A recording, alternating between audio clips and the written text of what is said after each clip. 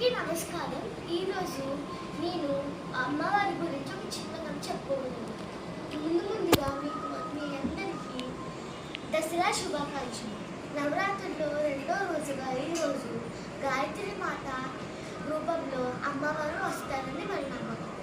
So ఈరోజు మీ అందరికీ నేను ఒక చిన్న కథ చెప్పబోతున్నాను. కథలోకి వచ్చేద్దాం రండి. విజయవాడలో 1955 సంవత్సరంలో జరిగింది ఈ సంఘటన. అయితే ఒకరోజు ఒక రిక్షా మీద వెళ్తూ ఉన్నారు.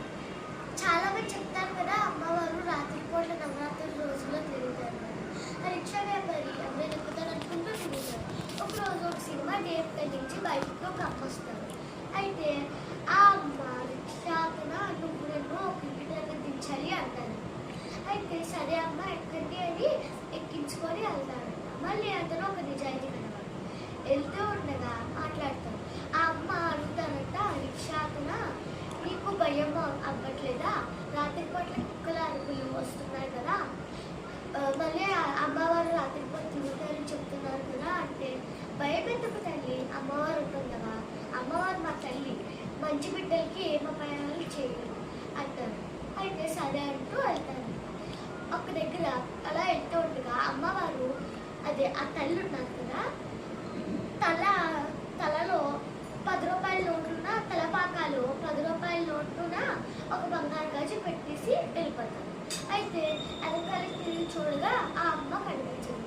అప్పుడు ఆందోళనగా అటు ఇటు చూస్తే ఆ అమ్మ గుడిమెట్లు ఎక్కుతూ వెళ్ళిపోతుంది. అయితే ఓ అమ్మ డబ్బులు ఇవ్వలేదు అంటూ అందరికీ ఇవ్వడేలా అరుస్తారు. అంటే ఆ తల్లికి అరిస్తే ఈ తలపాకాలో పెట్టే చూడు తండ్రి అనుకుంటూ వెళ్ళిపోతారు. అయితే చూసుకుంటారా, అవును నాకేంటి ఉడుకు ఏం లేదు కదా, మరి ఎలా పెట్టారు అనుకుంటే నేను చూస్తే 10 రూపాయల నోటు బంగారు గాజు ఉంటుంది. అయితే వెళ్ళిపోతారు. అప్పుడు ఆనందంతో అప్పుడు అర్థం చేసుకుంటూ అమ్మవారికి కదా అంటూ అర్థం చేసుకుంటూ గట్టిగా వస్తే అందరూ వచ్చి ఏమైంది బాబు అంటారు. అంటే